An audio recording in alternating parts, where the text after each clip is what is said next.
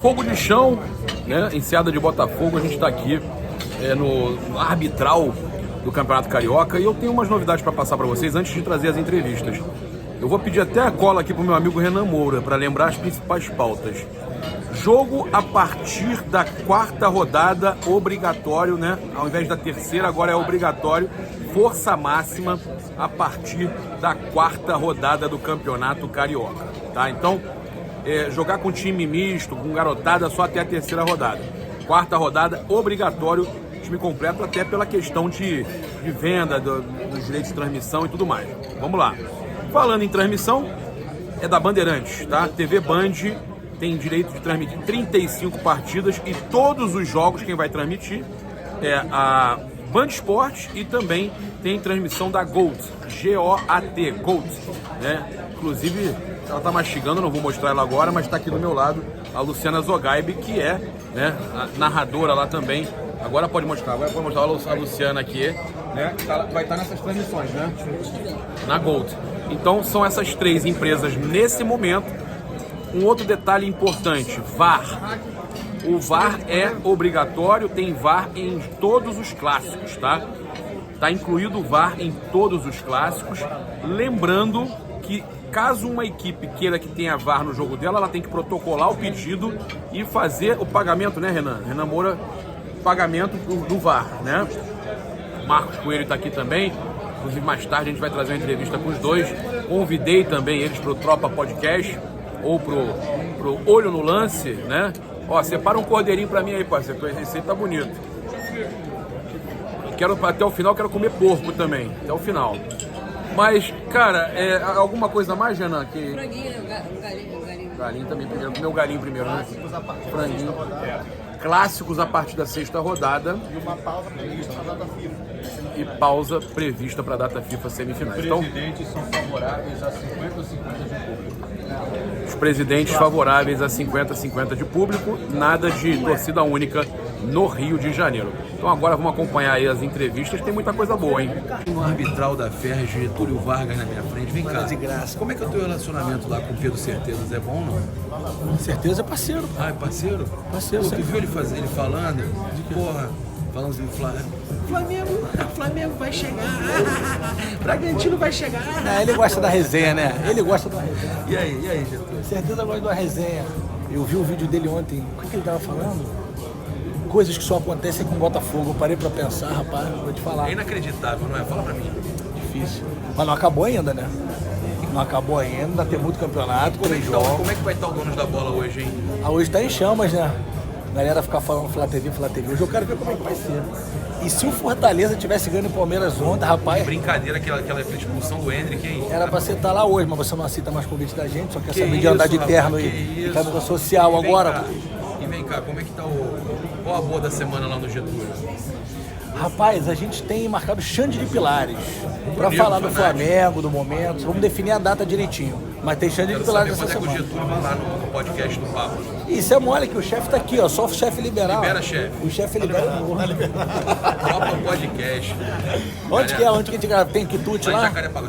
Tem um quitute? Tem, ganha até panetone Lindt. Aí, já tá fazendo jabá. Pode levar pro chefe. pode levar. Lindt é bom, então vamos. Os clubes ao longo do Campeonato Carioca é uma ferramenta que pode ser até utilizada para até mesmo um recurso no TJD como tentativa de impugnação de partida? Não, acredito que não. Acho que o grande motivo para a FERJ ter feito isso é de fato dar a transparência necessária para a arbitragem do campeonato. Acho que é fundamental os clubes terem uma visão de que se tem erros na arbitragem que não tenha viés, né, e que a gente consiga trabalhar efetivamente na solução dos problemas de arbitragem do Brasil, tornando cada vez mais os árbitros competentes para aquela função.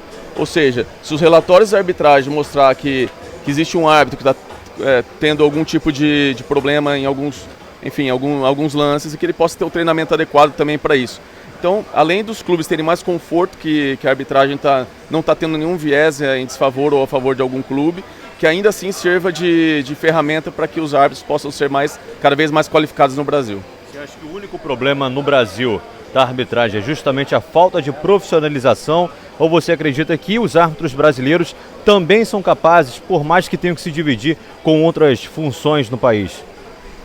Olha, acho que o problema da arbitragem brasileira tem muitas causas. Uma delas são os árbitros não terem tempo integral de dedicação à sua profissão.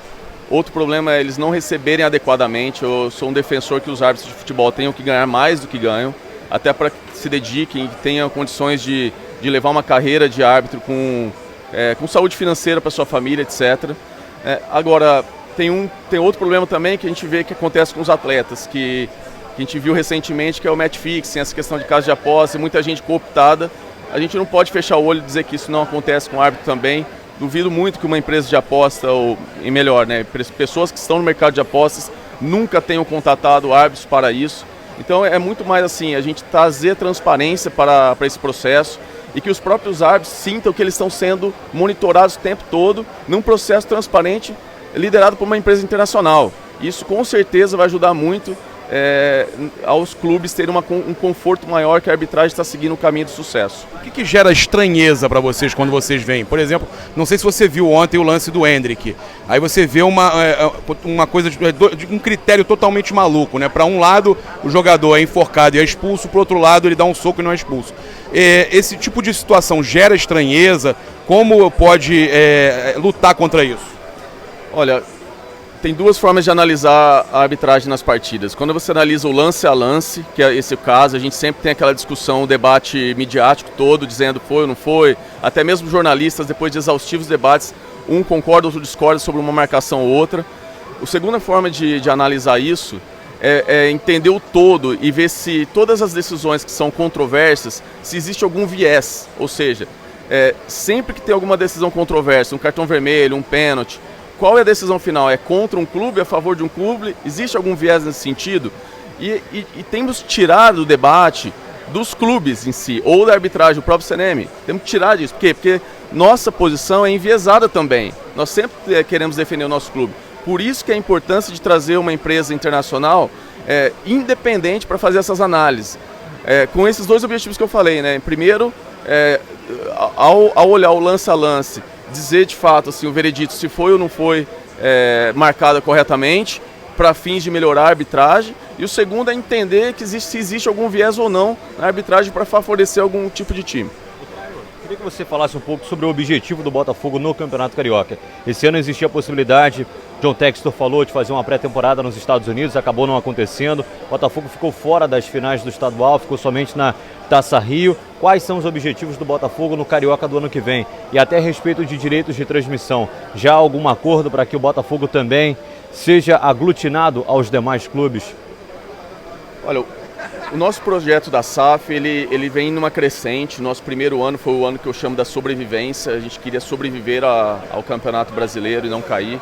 Esse ano a gente já colocou a meta desde o início da temporada, que seria a Libertadores, né, uma classificação para Libertadores. Claro que o nosso objetivo atual é ganhar o campeonato, não pode ser diferente disso. E para o ano que vem, continuando essa crescente, é disputar e competir para ganhar qualquer campeonato. Essa é a nossa ideia. A gente vai buscar ser bem competitivo em todos os campeonatos que disputarmos.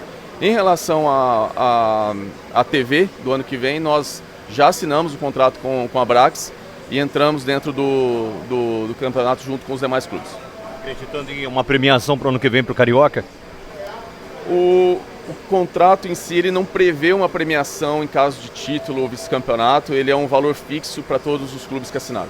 Isso daí não desmotiva um pouco, pelo menos da visão de fora para dentro do campeonato?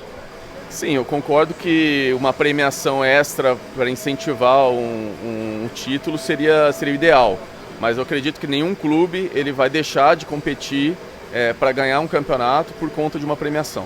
Uma situação que é importante a gente falar aqui, que a gente teve recentemente a Leila, tá? Falando sobre questão de torcidas organizadas influenciando, e a gente teve agora um problema, um embate, acaba sendo um embate do Textor com uma organizada do Botafogo. Até que ponto esse tipo de pressão no futebol atrapalha esse trabalho profissional? Olha, de fato, as organizadas elas têm normalmente nos apoiam muito, né? Assim, principalmente nos jogos fora, onde a gente vê a força da torcida. E eles são assim, livres para criticar, a gente não assim, a gente até sabe o nosso momento do time, eles são totalmente livres para criticar, embora a gente peça sempre que nos apoie durante o jogo, para que a gente possa jogar os 90 minutos sem uma pressão extra e sim um apoio extra até o final da partida. Agora, o que a gente não aceita em hipótese alguma é a ameaça. E o que aconteceu essa semana foi um episódio lamentável que uma torcida organizada do Botafogo postou em rede social uma ameaça aos nossos atletas. Não basta, eles não só criticaram, mas colocaram isso como uma ameaça física, por isso até que o John Textor se posicionou no sentido de defender a nossa instituição, defender os nossos atletas, que a gente sabe quem está lá dentro, quanto estão dedicados, quanto eles também estão sofrendo com esse momento e que eles estão ali tentando reverter ao máximo a situação, ou seja, não é falta de comprometimento, não é falta de nada, é sim assim, um pouco mais assim, de apoio que a gente precisa ter nessa reta final, falta poucos jogos, a gente precisa do apoio de todos para conseguir os nossos objetivos. Presidente, a importância do Campeonato Carioca, do Flamengo tentar voltar a conquistar um título, até tentar impedir um possível tricampeonato do Fluminense, como é que você vê a importância, o brilho, o charme dessa competição? Então, eu acho que o Campeonato Carioca é um campeonato muito importante, eu acho que tem um charme muito grande, como você falou. Diria que de todos os campeonatos estaduais, eu não tenho dúvida nenhuma que é aquele que com maior appeal aí para toda a população do Brasil, até porque os clubes cariocas têm torcedores espalhados pelo Brasil inteiro. Acho que isso é uma coisa que a gente vai tentar promover esse ano, fazer alguns desses jogos que vocês viram aí já fora do Rio, já aproveitando algo que já foi aprovado desde o ano passado, mas que a gente teve dificuldade de operacionalizar, tentar colocar alguns jogos realmente, pelo menos o Flamengo vai tentar fazer isso dele, fora do Rio de Janeiro, para poder transformar o Campeonato Carioca num campeonato mais nacional, de interesse nacional. Presidente, a federação falou sobre a possibilidade dos clubes mandantes terem VAR em todos os jogos. É o interesse do Flamengo, talvez, ter VAR em todos os jogos como mandante? Sim, tem que discutir aqui, porque tem uns aspectos relativos a custo, tudo isso, que eu acredito que é isso que o presidente falou ali. Já está decidido desde o ano passado, né, que dos clássicos tem, na semifinal e na final tem. Mas eu acho que vale a pena para a competição como um todo. Eu acho que temos que analisar aí quanto é que seria o impacto disso, mas seria benéfico. Se possível, eu acho que é para fazer. Presidente, facilita. Nas primeiras rodadas, as equipes podem usar times alternativos, é também uma boa oportunidade para revelar jogadores, a garotada da base aparecer também. Sempre é, né? A gente tem feito isso, a gente vai estar terminando o campeonato brasileiro já dentro do mês de dezembro, né? Já estamos terminando dia 6 de dezembro, a pré-temporada vai começar provavelmente no dia 6 de janeiro, 30 dias depois, você tem que dar as férias dos jogadores, tudo isso, e aí a gente já tem um jogo do campeonato no dia 17, né? Quer dizer, até pré-temporada super curta, né? 11 dias apenas. Acho que tem a ideia de tentar fazer também alguns jogos nessa pré-temporada fora. Tem os aspectos também do Fluminense, né, que o Fluminense vai ter que jogar lá o seu campeonato, lá o Mundial, e também vai atrasar. A gente também não sabe como vai ficar. Isso, exatamente. Então, assim, acho que é importante que nesses primeiros jogos a gente tenha essa flexibilidade. Mas acredito que pelo menos já a gente vai iniciar o campeonato já no dia 17 com o time principal. Favorável à redução de datas, presidente? Falta o que para essa pré-temporada na Flórida? Falta o que falta. Falta acertar os detalhes, mas ainda não está decidido. Vamos ver. Presidente, você falou de outras praças que podem receber o Flamengo durante o Campeonato Carioca. Nós vimos aí nesse final de semana no Uberlândia com o estádio lotado. Isso. Claro que está um pouco cedo, mas já tem algumas praças pré-estabelecidas que o Flamengo tem vontade de mandar os jogos, além daquelas que o torcedor está acostumado, como Brasília, Cariacica. Alguma cidade como novidade pode aparecer nesse percurso do Flamengo? Sim, podem sim. Tem duas cidades com as quais a gente tem ideia de fazer. Uma delas eu já tive até uma conversa com o governador do estado, que tinha me convidado para a inauguração lá do estádio dele. Na verdade, ele fez uma remodelação toda do estádio lá do Mangueirão, e a gente tinha uma ideia de levar um jogo para lá. porque lá é um local onde tem uma torcida muito forte do Flamengo. Também Manaus é uma cidade onde a gente tem ideia de levar, a gente faz o acompanhamento contínuo aqui dos públicos que vêm aos jogos do Flamengo. E existe uma incidência enorme de torcedores, por incrível que pareça, de Manaus, que se deslocam de Manaus para o Rio de Janeiro. Assim, para vocês terem uma ideia, é o quarto estado que mais coloca gente aqui no Maracanã, às vezes. Em alguns jogos é o quarto estado que coloca mais. Só perde para Minas Gerais, Espírito Santo e para São Paulo. Então, assim, a gente tem alguma coisa para dar para esse pessoal também em torno de retorno para eles, levar um pouco o Flamengo para lá também. Pelas pesquisas nós fizemos, mais de 50% da população de Manaus torce para o Flamengo. É uma forma da gente tentar, vamos dizer assim, presentear esses grandes torcedores do clube também. O senhor é favorável ao clássico 50-50 no estadual? Eu sempre fui favorável à classe 50% por 50%. Eu acho que a festa do futebol ela é feita com ambas as torcidas participando intensamente. Sou radicalmente contrário a você ter torcida única no futebol, isso é feio.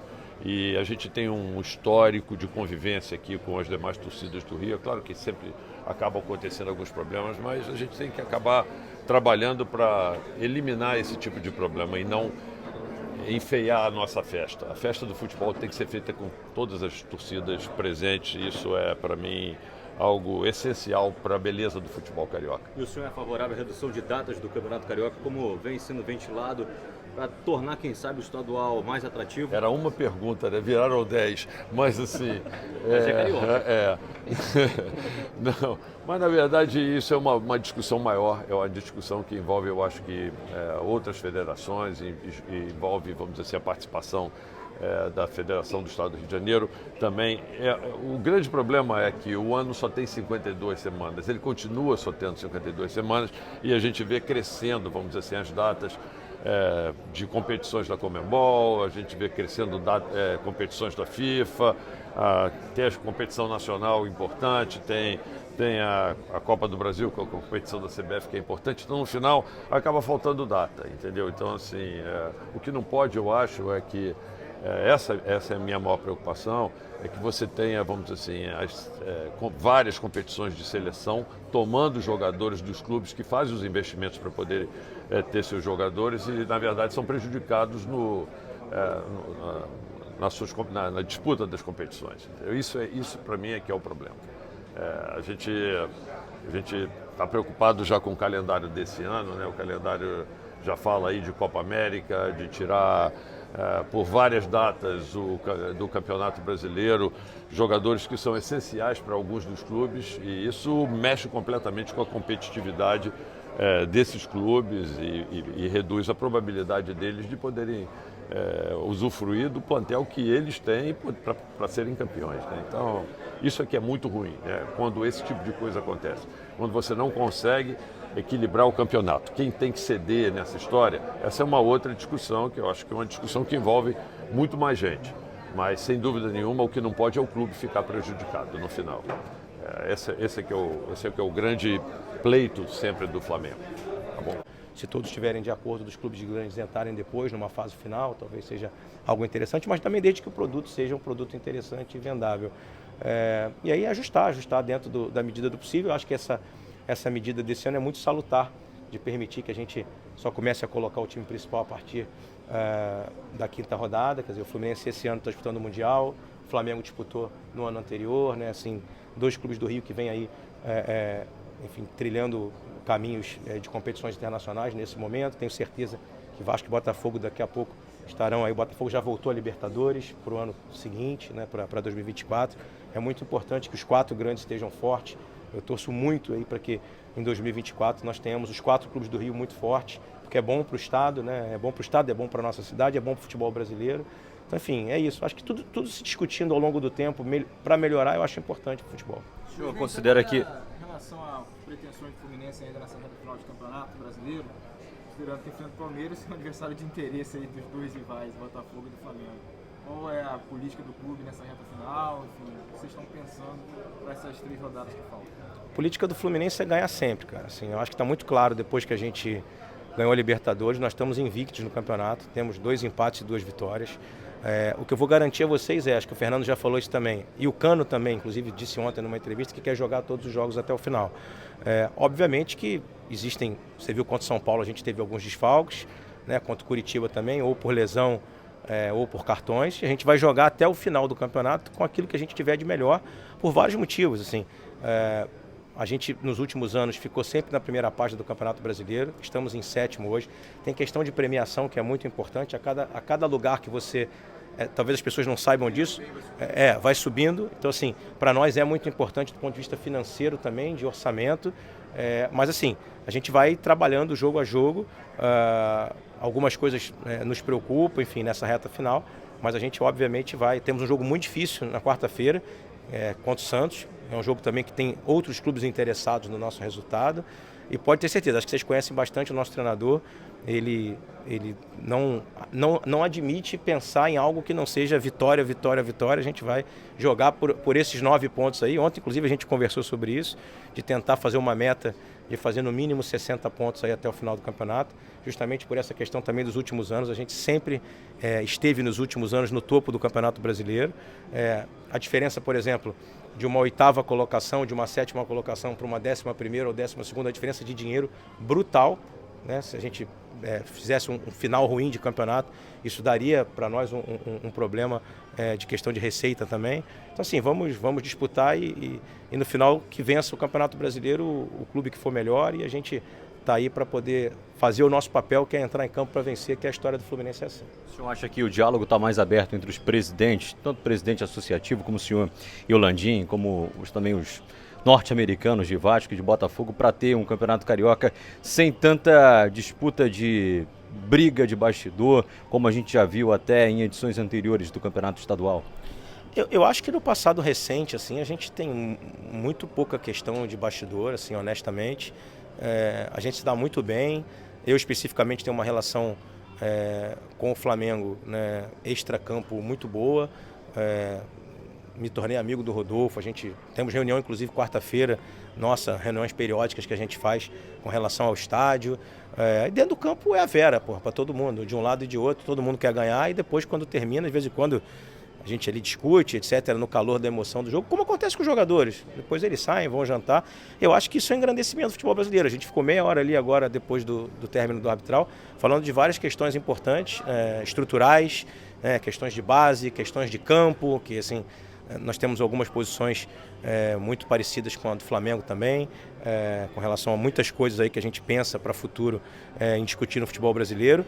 E o Tairo também é uma grande figura, uma pessoa muito bacana, né? O pessoal do Vasco também, o Lúcio, enfim, agora vai assumir o Pedrinho lá na associação, mas tenho certeza que vai estar próximo da SAF. O Pedrinho também é um amigo que eu fiz no futebol, um cara que eu gosto muito, um cara espetacular, e eu espero que a gente possa, sim, saber de fazer essa diferença do dentro do campo para fora do campo. Assim, fora do campo a gente tem que estar sempre junto para engrandecer. O Rio de Janeiro tem o privilégio de ter 4 grandes clubes no futebol brasileiro, isso é um privilégio, e a gente tem que saber aproveitar esse privilégio e ter os 4 fortes. Esse ano você vê, a gente já tem aí, como eu disse, o Botafogo voltando à Libertadores, o Botafogo ainda disputando o título do campeonato, o Fluminense campeão da Libertadores, o Flamengo ainda disputando o título brasileiro, o Vasco, tenho certeza que nessa reta final vai conseguir se manter na primeira divisão, que também é muito importante para o futebol do nosso estado. E vamos em frente, vamos lutar juntos aí para melhorar, porque os 4 fortes é bom para todo mundo. Ficou chateado com o presidente Rodolfo Landim quando ele queria jogar contra o Bragantino no Maracanã, justamente com o final de Libertadores pela frente, presidente? Não, na verdade a gente conversou antes, a gente sempre fala antes, a gente sempre alinha tudo. O Flamengo tinha os interesses dele desportivos, o Fluminense, na verdade, naquela final da Libertadores era uma final da Conmebol, né? Não era o mando do Fluminense, tanto é que até o Boca estava do lado esquerdo. A gente conversou com a CBF, acabou que tudo foi alinhado e a gente não teve nenhuma rusga por causa disso, porque tudo foi conversado, sempre como pessoas de bem que somos, e a prova é que nós estávamos ali agora batendo papo sobre outras coisas, e repito, assim, e aí tem uma questão também pessoal, assim, eu sou um cara que não as discussões para mim passam, assim, elas acontecem naquele dia e a gente não tem que levar para o coração e tem que seguir em frente, está todo mundo lutando pelos seus interesses. Se for na bola, como sempre tem sido, aí vamos em frente, não tem problema nenhum. Mário, e como é que fica o relacionamento de Flamengo e Fluminense com a Conmebol depois daquele episódio? E uma última pergunta, a quantas anda o estádio, a questão do Maracanã? Não, a relação de Flamengo e Fluminense com a Conmebol é ótima. Assim, o Alejandro sempre nos tratou muito bem, a Conmebol também, com relação ao Flamengo também, ele gosta muito do Rodolfo, a gente se fala, isso aí, a relação é 100%, não mudou nada, muito pelo contrário, só fortaleceu. Aí com relação ao estádio, a gente está junto, vocês sabem, Flamengo e Fluminense, e vamos ter a licitação agora para o período de 20 anos e vamos entrar juntos fortes aí para ficar com o estádio por esse tempo longo aí. Mário, alguma atualização sobre o potencial construtivo que a prefeitura... Não, esse é um assunto mais para frente. Tá? É isso, galera. Convido você a seguir, curtir, compartilhar em todas as plataformas. Você que está no YouTube, eu convido a se inscrever aqui no canal, acionar a notificação no sininho, deixar aquele like maroto no vídeo. Só lembrar você que o primeiro clássico do Flamengo é contra o Vasco, no dia 3 ou 4 de fevereiro. Então você, torcedor fanático do Mengão, que quer viajar, quer aproveitar um pouco de férias e tal, mas quer estar presente no primeiro clássico, programa suas férias até o dia 2 de fevereiro. Lembrando, tem Supercopa no mês se o Flamengo ganhar esse Brasileirão ainda, né? E pode também, o Vasco é mandante desse jogo, né? E tem também, vale a gente lembrar que caso o Flamengo seja campeão brasileiro, tem Supercopa e tem essa pré-temporada provável, né, lá na Flórida, né? Vamos ver o que acontece. Trouxe uma informação aqui importante que eu conversei com uma fonte ligada à diretoria do São Paulo, que o São Paulo tem um acordo, tá? A diretoria do São Paulo tem um acordo com Adidas e com outros patrocinadores para aceitar, inclusive com a CBF, né? O São Paulo já deixou avisado ao Edinaldo que aceita jogar a Supercopa lá na Flórida. O Flamengo é outra equipe, o Landim inclusive está na mesa ali almoçando, é outra equipe que aceita jogar a Supercopa, caso seja campeão, aceita jogar a Supercopa na Flórida, tá? Então há essa possibilidade do Flamengo fazer pré-temporada e a Supercopa do Brasil ser na Flórida. Tamo junto, um grande abraço, valeu!